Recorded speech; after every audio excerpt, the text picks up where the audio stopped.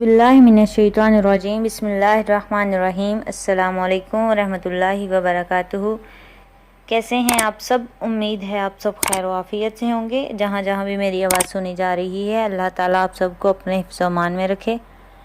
हम आपको अपने चैनल पर खुशामदीद कहते हैं। हमारे चैनल का नाम है उर्दू स्टोरीज़, जिसमें हम आपको मुख्तलिफ़ किस्म की कहानियाँ और सबक आमोज़ वाक़यात सुनाएंगे। आज की हमारी कहानी है बुराई का बदला भलाई। एक दफ़ा का जिक्र है कि एक गांव में बिल्लियों का एक ख़ानदान रहता था। इस ख़ानदान में 5 अफराद शामिल थे, एक शौहर, एक बीवी और 3 इनके बच्चे। ये सब बड़ी हंसी खुशी ज़िंदगी बसर कर रहे थे। शौहर सारा दिन कामकाज के सिलसिले में घर से बाहर रहता और बीवी तमाम दिन घरेलू कामकाज में मसरूफ़ रहती। इनके 2 बच्चे कुछ बड़े थे, वो स्कूल जाते थे, जबकि सबसे छोटा बच्चा, जिसका नाम मानी था, घर में खेलता रहता और खूब शरारतें किया करता। वो अक्सर ऊंची ऊंची जगहों पर चढ़कर छलांगें लगाता, जिसके बायस कई बार उसे सख्त चोट लगती। माँ उसे प्यार से समझाती बुझाती, मगर उसकी सेहत पर कोई असर नहीं होता था।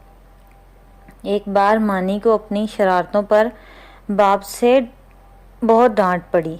वो इस वक्त तो सहम कर दब गया, मगर जो ही वो दोनों मियाँ बीवी अपने किसी काम में लग जाते तो मानी की शरारतें फिर से शुरू हो जाती। ये तो रोज़ का मामूल था। इसी घर के निचले हिस्से में 2 चूहे भी रहते थे। ये दोनों बहुत बूढ़े हो चुके थे। इनके यहाँ कोई औलाद नहीं थी। वो अक्सर छुप छुपा कर अपने लिए खुराक बिल में ले जाते और कई कई दिन उसे खाते रहते। बिल्लियों को इनके बारे में सब मालूम था। इन्होंने इनके बुढ़ापे के पेश नज़र इन्हें वहाँ रहने की इजाज़त दे रखी थी। दोनों ख़ानदान बड़े मज़े से अपनी अपनी ज़िंदगी बसर कर रहे थे। मानी को जब बूढ़े चूहों के बारे में मालूम हुआ तो उसने उनको सताने की ठान ली। जब बुढ़िया चूहिया अपने शौहर के लिए खाना लेने के लिए बाहर निकलती तो मानी उसके पीछे लग जाता। बेचारी चूहिया हाँफती कांपती गिरती पड़ती, वह मुश्किल अपनी बिल तक वापस पहुंच पाती। मानी को उसे तंग करके बड़ा मज़ा आता था। एक मर्तबा उसकी माँ ने उसे बूढ़े चूहों को तंग करते देखा तो उसने उसे बड़े सख्त अल्फाज में तंबीह की कि वो अपनी ये बुरी आदत छोड़ दे, क्योंकि बूढ़े लोगों को तंग नहीं करना चाहिए, बल्कि उनकी खिदमत करे। अल्लाह ताला उससे खुश होता है। मानी ने खामोशी से अपनी माँ की नसीहत सुनी और फिर हवा में उड़ा दी। मानी चूँकि जिसामत में बेहद छोटा था, इसलिए उसका चूहों के बिल में घुस जाना ज़्यादा मुश्किल नहीं था। वो कई मरतबा चूहों के बिल में घुस जाता और वहां पहुंचकर बूढ़े चूहों को सताता। बूढ़े चूहे उसकी शरारतों से आजिज़ आ चुके थे। बूढ़ी चूहिया ने एक दिन अपने शौहर को कहा कि वो मानी के बाप से बात करे, तो इसने हंसकर टाल दिया, क्योंकि वो जानता था कि मानी का बाप शिकायत पर उसकी खूब पिटाई करेगा। वो किसी बच्चे की पिटाई होती देखना नहीं चाहता। एक दिन की बात है कि मानी को यह मालूम हुआ कि स्टोर में एक पुराना संदूक रखा हुआ है, जिसमें कुछ कीमती अशिया महफूज की गई हैं। मानी संदूक को देखने के लिए स्टोर में चला गया।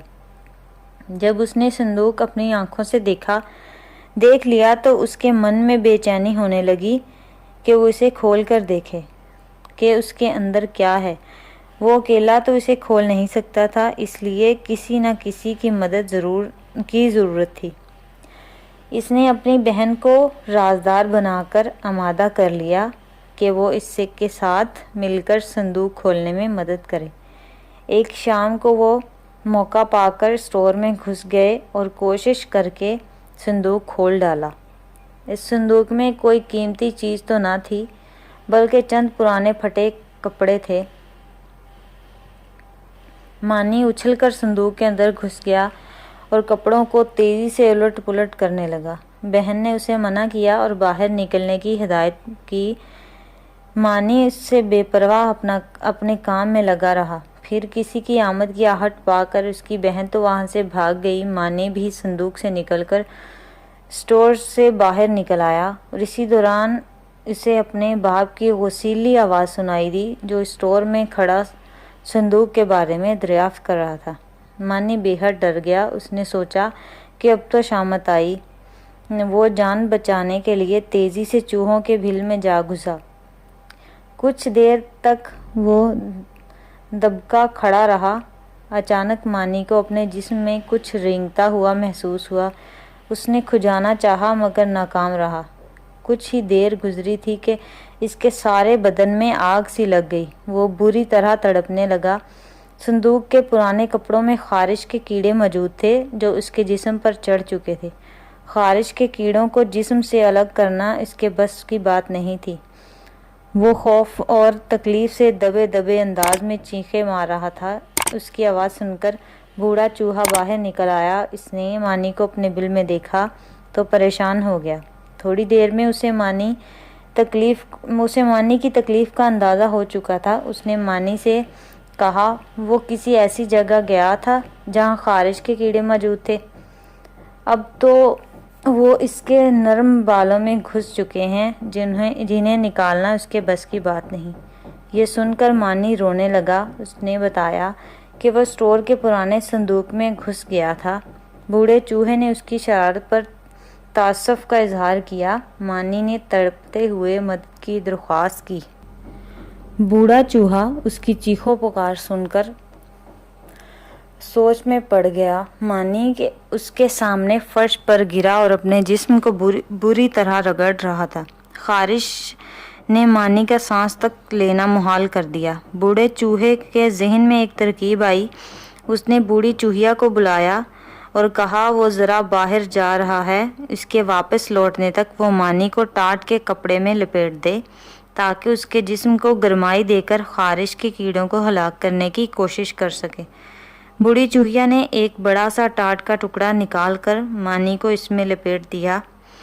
مانی خاموشی سے اس ٹاٹ کے کپڑے میں لپٹ گیا۔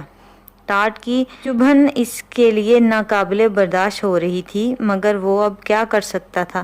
بوڑھا چوہا باہر نکل آیا، میز پر چڑھ گیا اور وہاں سے ایک گول لمبا سا پائپ پڑا ہوا تھا وہ اٹھایا اور اپنے بل میں لے آیا۔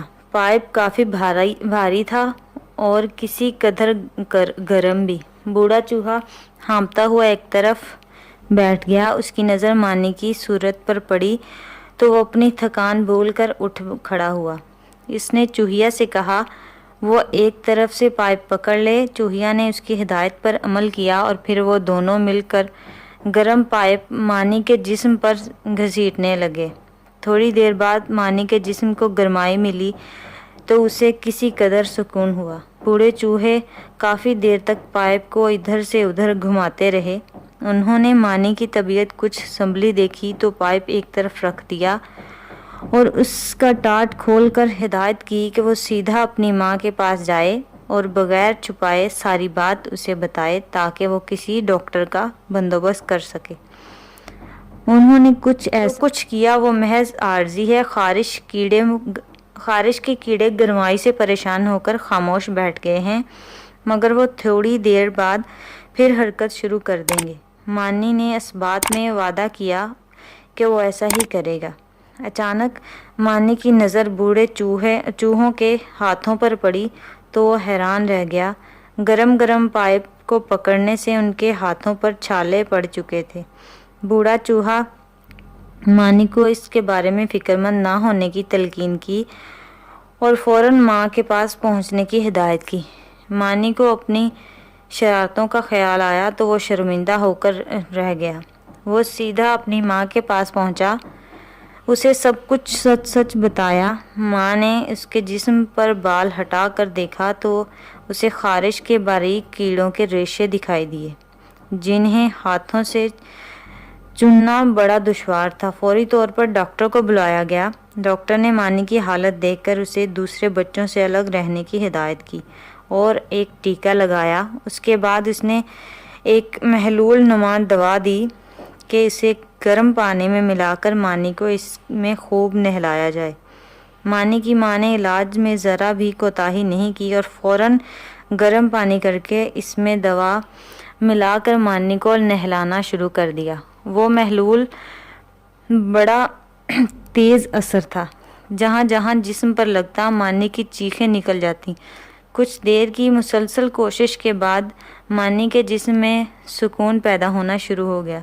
मानी को नए और साफ़ कपड़े पहनाए गए। डॉक्टर ने एक बार फिर उसका मुआयना किया। ख़ारिश के कीड़े मरकर उसके बालों में से निकल चुके थे। डॉक्टर ने एहतियाती तौर पर दवा की एक और खुराक उसे खिला दी। मानी को गर्म बिस्तर में लिटा दिया गया, जिसमें घुसते ही वो गहरी नींद सो गया। उसे काफ़ी सज़ा मिल चुकी थी, इसलिए उसके बाप ने उसे मज़ीद डांटना मुनासिब नहीं समझा।